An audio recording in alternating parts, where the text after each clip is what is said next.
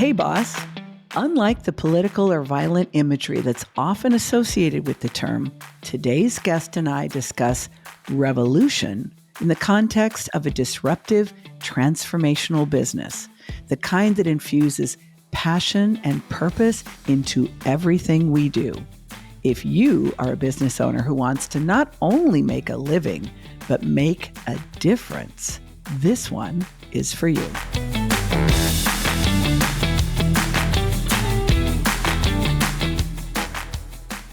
Unlike the majority of my guests on ADHD-ish, I have had the distinct pleasure of meeting you in person more than once because we are lucky enough to live near one another and have had so much fun.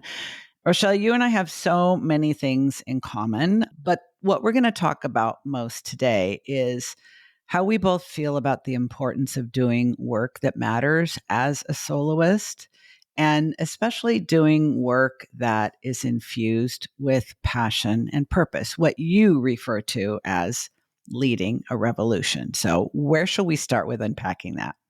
Oh, perfect. Well, do you want to talk about kind of what a revolution is? Because I think most people think about it like politically. Indeed. And we're talking about this very much in business and life terms. Let's do it. Okay. So in my mind, a revolution is you have an idea for a change you want to make in the world. And you are going to do whatever is in your power to lead that revolution forward. So it could be as simple as, I want to help people make more money. And you might be very specific about which people, right? It could be, I want to make sure that there's a percentage of land left in the world that is open forest and undeveloped. There's so many different things that you could pick, but I think that it's not the first inclination for those of us who start businesses to think, what's the revolution I want to lead? Absolutely. As a matter of fact, I think most of us don't really see ourselves as leaders. And even though the people around us may see us as leaders, our clients probably think of us as leaders, certainly. But thinking about starting a revolution and then infusing that as part of your business, probably not. And also, I think the term, as you said, the term revolution conjures up, political war, violence. But what you're talking about, maybe some may think about as their mission, or they're a crusader for something. Because they really, really care, and they don't like the way things are being done with the status quo. You've given some really good examples, and I'm thinking about people who say, I think there should be more queer-owned businesses. So I specifically want to help queer people who want to be self-employed. Or in my case, I know that most neurodivergent people are underemployed relative to their true potential. And even though many of them end up as solopreneurs, they may not be as successful as their genuine talent and ability might predict. So I want to help close that gap. So I guess I'm a revolutionary. Well, you're leading a revolution for sure. But yeah, and I think if it helps the listener to make this step, then I would encourage them, think about it as your mission.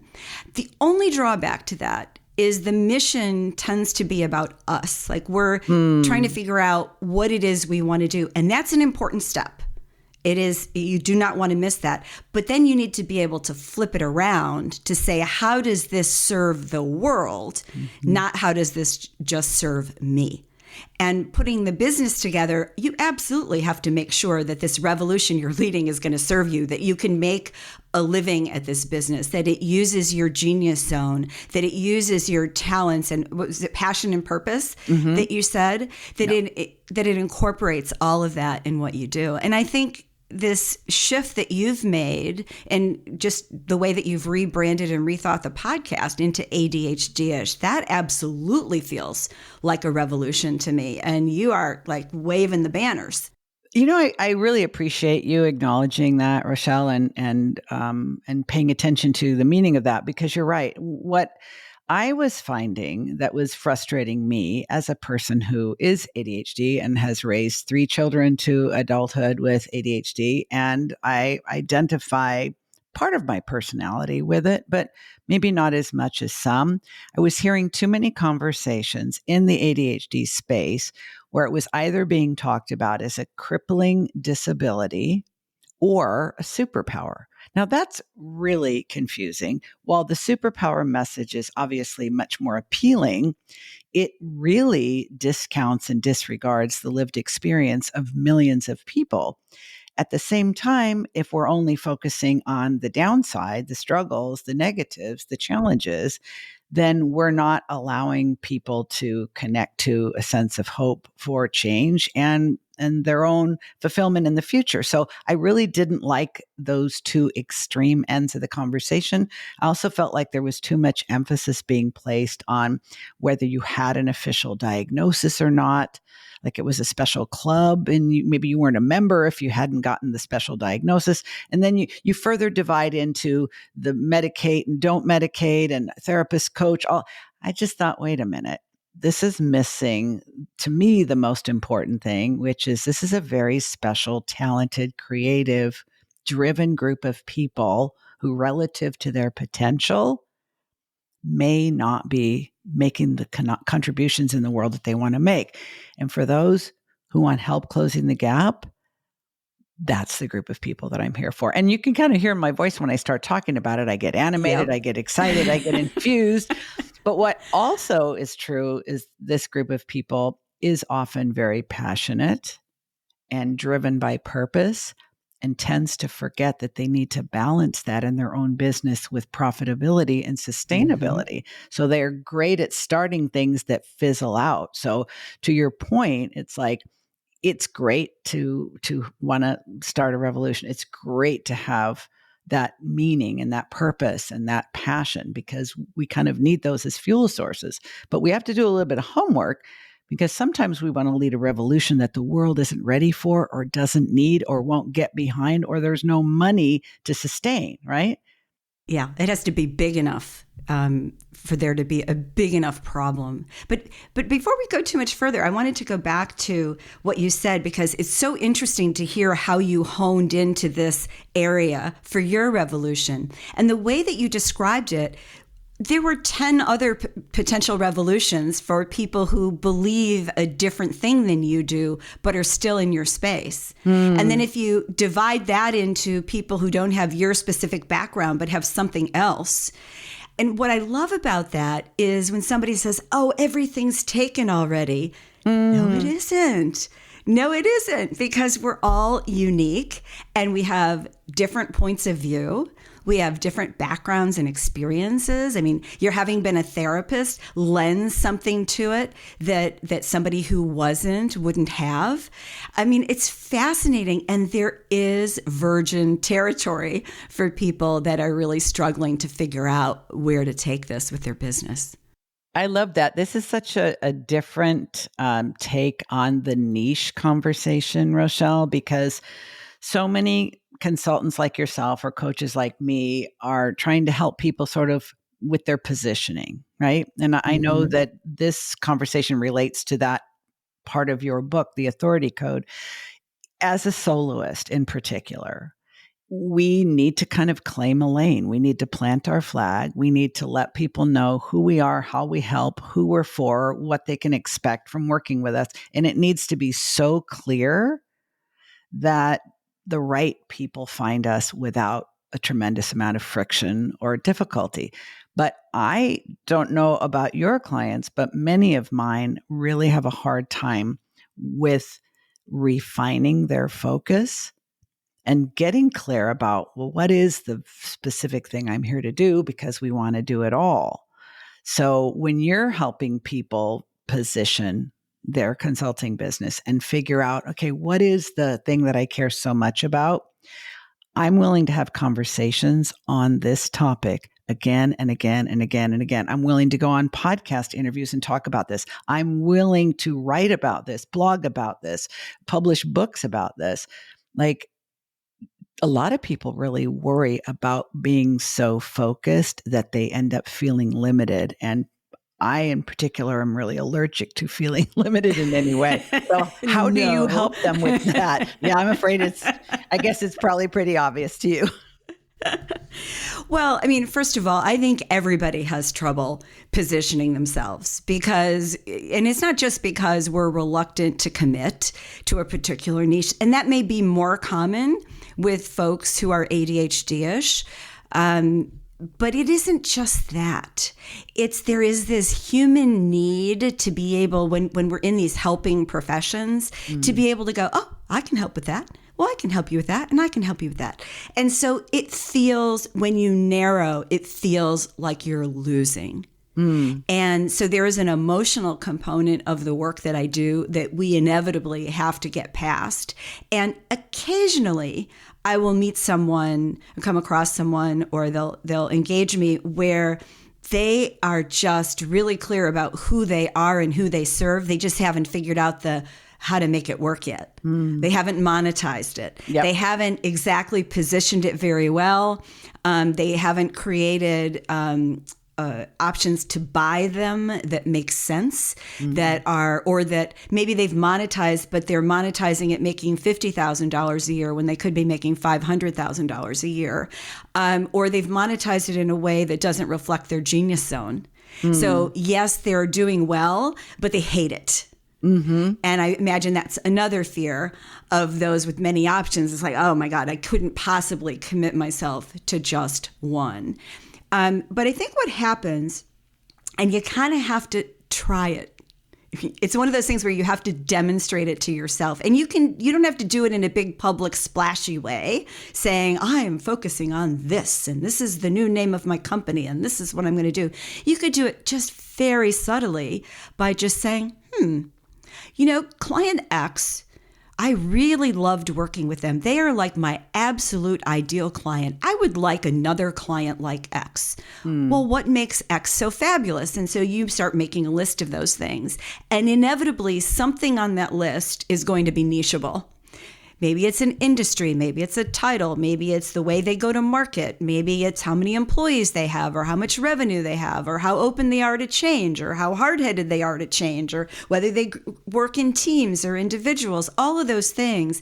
And you just try one. Say, oh, I'm going to do another one.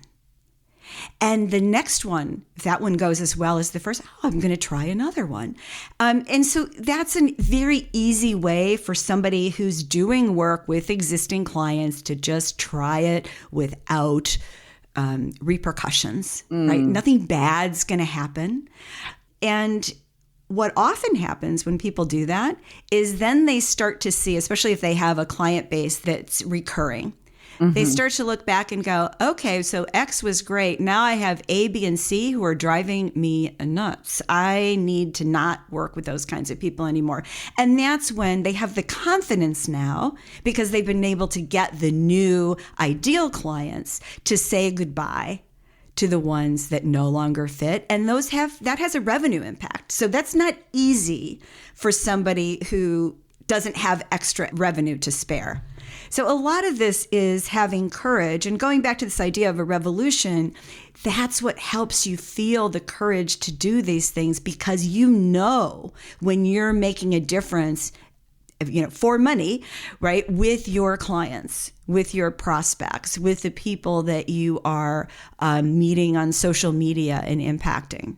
You know what you're reminding me of, Rochelle, is that I think I've always had this notion that if you're the kind of person who's going to be leading a revolution with your business, the way we've been talking about, that it's going to be something like you just wake up in the middle of the night and sit stark upright and realize, I found my purpose.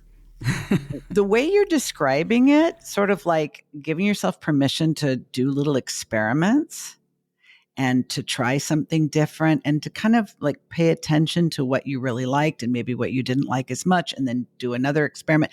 I'm realizing that when we're not the kind of person who likes to make big, bold changes at once, that we can have our revolution almost sneak up on us, through a series of small adjustments. And that would sort of begin to infuse us with that sense of passion and purpose over time as we're like, well, I don't know if this is going to work or not, but I think I'm going to give it a try. Oh, not only did it work, I have a lot more ideas about how I could continue in this way. So it's sort of like you gain momentum as you go along and you start picking up speed and gathering excitement as you go. Have you seen it work that way as well as the people who come in with guns a-blazing with a great idea from the jump? Yes. Yeah. And it's just, we're all different. Some of us don't have the financial ability to make a big, bold, risky decision. And some of us are a little bit more hesitant, just generally with risk taking. Now, I'm not talking about the person that will never change, but the one that needs to feel comfortable enough at each stage to take another risk. Right? So I don't want to make a $100,000 bet, but I'll make a $10,000 bet. And when that goes well, all right, I'll make a $20,000 bet. So you go incrementally. And I'm not one of those people generally, but there are people who will do it incrementally. And I encourage that when I'm coaching somebody with this, because it has to work for them. You can go out and hire somebody to create this big splashy thing for you, but if you're not going to do it, it's going to fail, right? And if it doesn't work, and you've lost too many marbles, you will never try it again. Yeah. Right. So my goal is to kind of match how they move with their risk-taking philosophy generally, and then sometimes push them a little bit harder when it's really obvious. Right. But somebody's hanging on to something. That makes so much sense. That makes so much sense because I think a lot of neurodivergent people are impulsive. And may impulsively decide, now I'm going to do this new thing. And as long as the dopamine holds, they can be charging forth. But then all of a sudden, the novelty wears off, the doubts start to come in. There are things they didn't anticipate. And then it's like, oh shit, retreat. So exactly. Doing this more measured approach where you can gather momentum over time makes so much sense. What I find myself wondering, Rochelle, is that I can easily see why a business owner would choose this, especially a soloist, because we have a need to stand out from the crowd in order to be found, in order to be hired, in order to have our marketing pay off without, excessively long period of time. Why do you think a business owner would want to choose this? And follow-up question, why wouldn't they? Oh, well, we know how you feel about that from your two questions. But this isn't about me. I love it. Well, the why is because what it gives you that regular marketing and marketing messages don't is that it's authentic. It's visceral. It's this emotional connection to the people who respond to your mission, your vision, your evolution. And it cuts through a lot of crap. So if you go to a website and you're thinking about hiring two potential firms or people for something, and you look at one and it says, I do this for so-and-so. And the other one goes, boom, and it has a headline that just stops you in your tracks. We call those heck yeah headlines, right? For your ideal client, they're like, heck yeah, I've got that. And they're usually negative in the sense of a problem, revenue too low, not enough clients in your pipeline. I mean, those kinds of things. But you do them related to your revolution, and you have this done well. You have this instant potential connection. They want to know more about you. Now that might look like, they'll connect with you on social media, or they'll sign up for your list. It doesn't mean they're going to be a client or buy your stuff, but you are populating your universe. And what I love about that is that no revolution stays exactly the same as how you imagine it's going to start.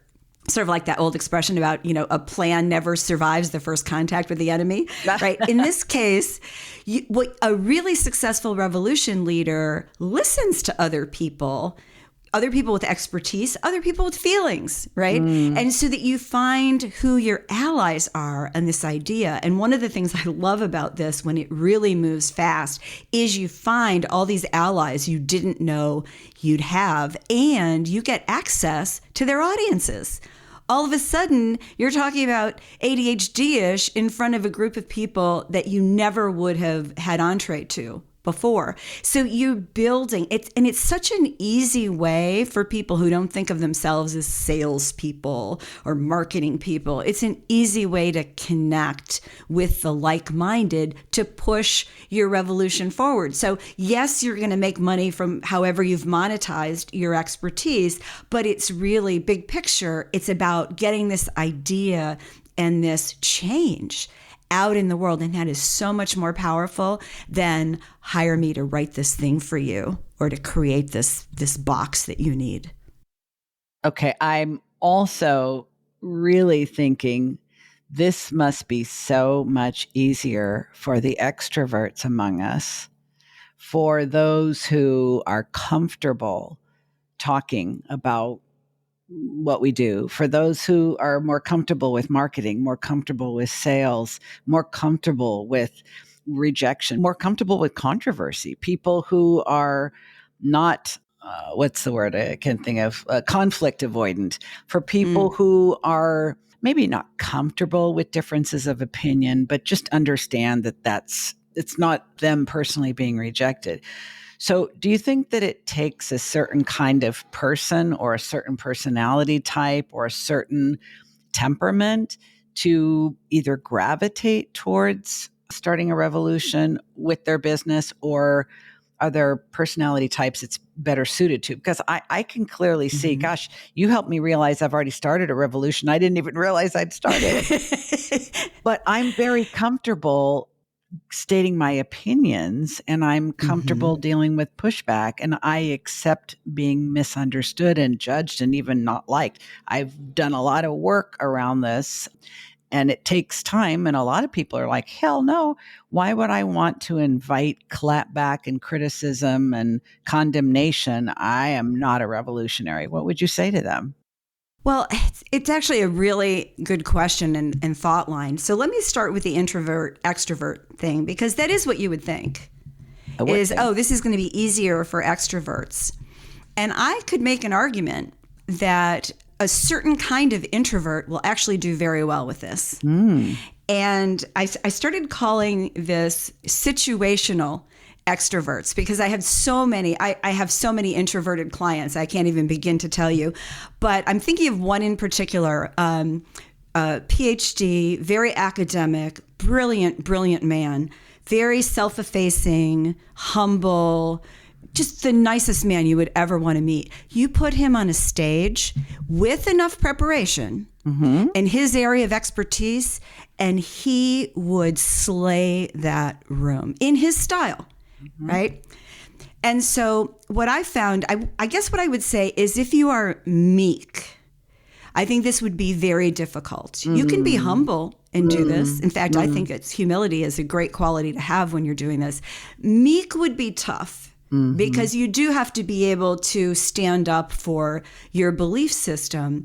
And for experts in particular, that it's a growth curve. It's a growth trajectory where over time, we get more and more comfortable as we learn more, we demonstrate more, we practice more.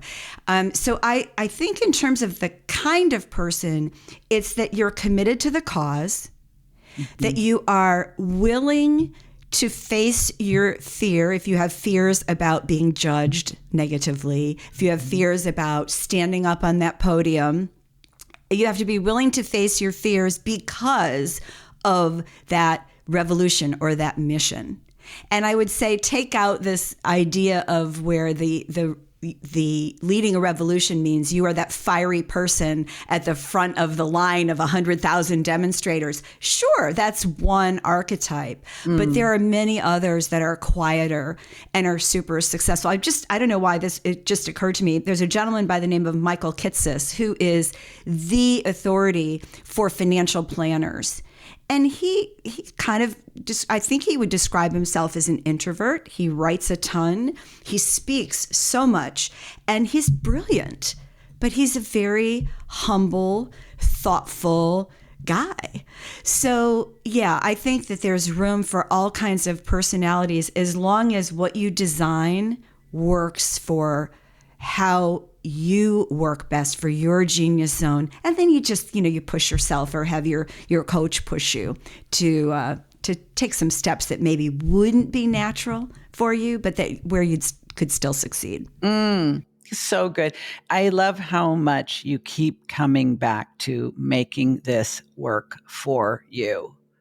Because some people are natural speakers, some people prefer to write and will never set foot on a stage, and both of them could be very effective, successful, transformational leaders of a revolution. You've also given me a new term, situational extrovert. I like that so much. Don't you love that? I love that, Rochelle, because it's literally making me think of several people I know who are by nature introverted, but when they're talking about something that they feel very passionately about and they have a lot of expertise in, you literally see them transformed by it. And then afterwards, they're exhausted and they have to go spend a lot of alone time to recoup their energy. So I imagine listeners by now, at this point in the conversation, are thinking, if I were to decide to do this, or if I were to decide to accept that I'm already doing it and really lean into the potential that is available to me, this has got to have an impact on the choices that you make in your business and your ability to grow it, like your business model and, how you choose to be of service and whether you choose to go deep or wide or both. So if this is your path, or if this is the place you are in building your legacy, how does it impact the choices that you make and the size of your organization? Yeah. So when I wrote about this in the book, and I still believe that this is kind of a reasonable order of things, and I talked about how do you position yourself. And the first thing you do is you need a vision for yourself and where you want to go, some ideas.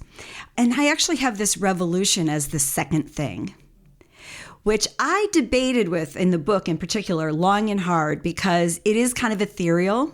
And I figured there are going to be some people who read that and they don't read anything else. They just stop and go, nope, not for me, I'm out. But I do think, and there's some questions that, you can ask yourself to help you kind of get to that if you don't think you're there already. I do think it's important because it helps you to answer the rest of the positioning questions. Like, how am I going to niche? Who am I going to serve? And then there's the monetization questions, right? Am I going to make, small price ticket items for a large group of people? Am I going to do high ticket items for a small group of people? Where am I going to be on this continuum? And where am I going to be price-wise? How am I going to be positioned against who else is out there? And then the last piece is how you sell your expertise. And this is a classic authority model when we're talking about experts. So the way that we typically sell is we create content. We have a point of view and we teach people. I mean, you have a podcast, I have a podcast. Same concept. We're teaching people how to do that. And in the ideal, over time, we've built so much authority that we're not really having open one-on-one conversations anymore with potential clients. They've just decided they want to work with us, and we're just having fit meetings where we figure out what do they want, can we help them, are we a match? So there's, to go back to the original question, so how does this impact?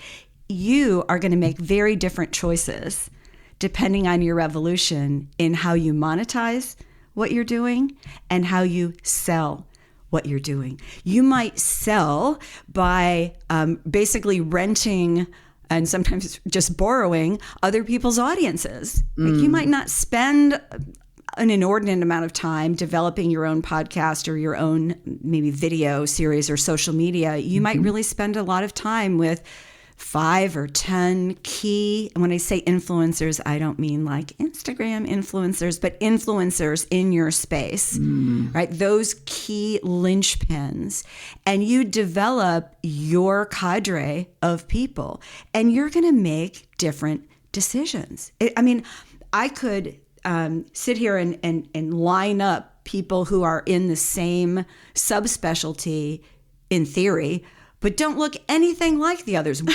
This is your sign that this idea, this invitation is resonating with you. So what is the first couple of steps they should take, Rochelle? Yeah. Well, I'm going to tell you this first, which is I put a name on this because I felt like there wasn't a name, and I'm calling it a reshift. Not a downshift, which people tend to think of as we age, but a reshift because we might do more than we were doing before. Maybe we had family responsibilities we don't have anymore, and we might do less. So the starting point, like all starting points, is to understand where you are now. And that's like the least interesting to people because they're like, oh, I want to look at the ideas. I want to look at the ideas. So you start with, where are you now?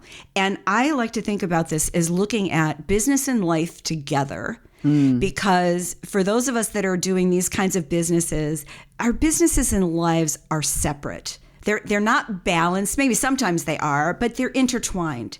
And so you start to ask yourself, you look around and you say, how am I doing?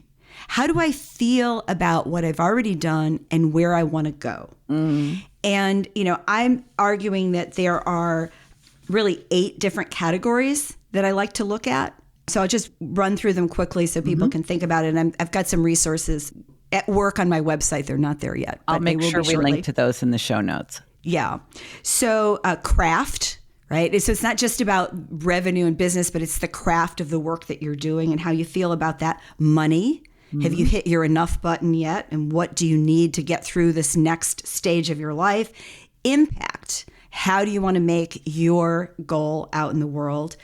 Growth. Personal, professional, adventures. How are you going to keep growing? How do you want to do that? Community. Who are you with, right? Who are you helping? Where do you want to be involved and connected? Health. Are there restrictions that you have on you right now? Or are there things you can invest in right now so your health will be better going forward? Relationships. Do you have a number of friends and family members and a support system? And last, home, which most people don't really talk about, but home it's really an environmental question. Where are you going to live? Who's in there? Does it feed you? Does it serve you? So you start to think about all those things. And so the first step is, where are you now?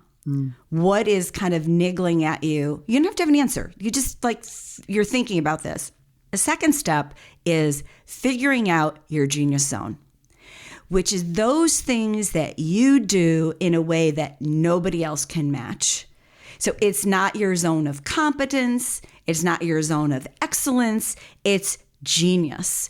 And by the way, most people's genius zone changes over time. So don't worry if it looks different right now than it used to. That's fine. It's what's calling to you based on the sum total of your experiences and passions and desires, right? So those are the 2 key things. Then at that point is really when you want to start thinking about, okay, if this is my genius zone, so where am I using it? Where am I not using it? Who do I want to align with in the future? And so you start to say, okay, where are some of it could be people, it could be groups, it could be a company. Where do I want to align? And that's when you start really researching. And I think of it as having interviews, as doing, Mr. Google, and figuring out what you need, what's out there, all the things that you don't know, so you can start the exploration.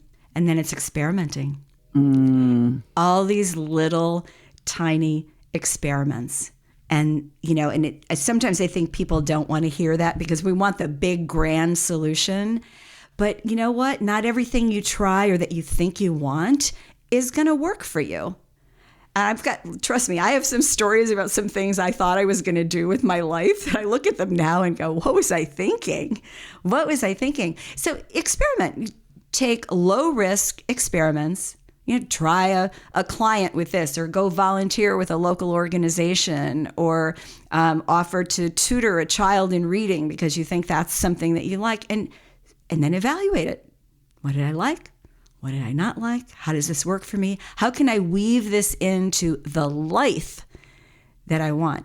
And there may come a point where you say, making money isn't so important to me right now because I've hit my enough button, or I have enough on autopilot that I can afford to spend a significant amount of my time on something else that intrigues me.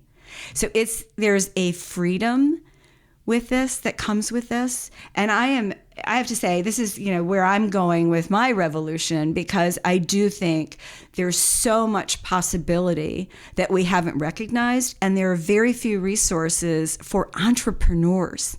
There's like the corporate people, there's a whole industry that serves them with transition plans and help and coaching.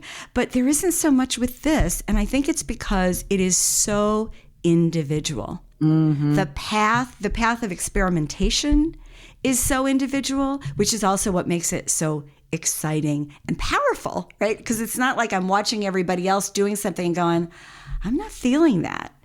It's about you and what's meaningful to you and what's worth experimenting at this point in your trajectory. But what I'm also hearing and reading between the lines, Rochelle, is that even though it's an individual path, you do not have to do this alone. And as a matter of fact, if you attempt to do it alone, and I'm not simply referring to hiring a coach or a consultant to guide you, but being a lone wolf when you have a revolution to run, you're going to be screaming to yourself in the middle of the desert. In order to have the impact that you want to have, that is the whole purpose of a revolution, it's joining forces with others. And while you might need to get quiet with yourself and ask yourself some really thought-provoking questions that might be difficult to answer, you might need a lot of time with those questions to answer them. Once you've honed in on it, building a network of people around you is going to be absolutely crucial to carrying you forward, right? No question. And in fact, what's really interesting is make that group as diverse as you can. And is one of the things I love about living where we live is that there is so many people who've come from different walks of life that we meet here, and we can kind of collect these people who we help them, they help us to kind of figure out what's next and see what that looks like, and then align with the like-minded people. I mean, one of the things I think neither one of us has a lot of time for are people that, suck our energy like vampires. I mean, we're looking for people who lift us up as we lift them up. So it absolutely, and doing this alone is just no fun at all. No, and I'm here for the fun. And I think you and I, the first time we met in person, it was like a 3-hour lunch. But we're not gonna make close that place. Oh goodness. We're not gonna make this a 3-hour podcast because we don't need to. We have delivered the message, delivered the goods. I'm gonna deliver the resources in the show notes so people can find you, your website, your resources, the authority code. And do you have a parting thought for someone listening thinking, damn, I think I'm a revolutionary? I guess the parting thought would be brave. Be brave, because that's what it takes. When you're standing at the front of the line, be brave. And you're doing it in service for an idea that's bigger than yourself. So it's worth it. Be brave. Big ideas make a worthwhile life, I think. Yes, absolutely. Awesome. Thank you, my friend. Thank you, Diane. Hey friend, if this episode really spoke to your mission-driven heart, won't you do me a solid and let me know? There's a link in the show notes that makes it super easy to leave a review, and doing so helps spread the word to other neurodivergent entrepreneurs who want to make a difference in the world.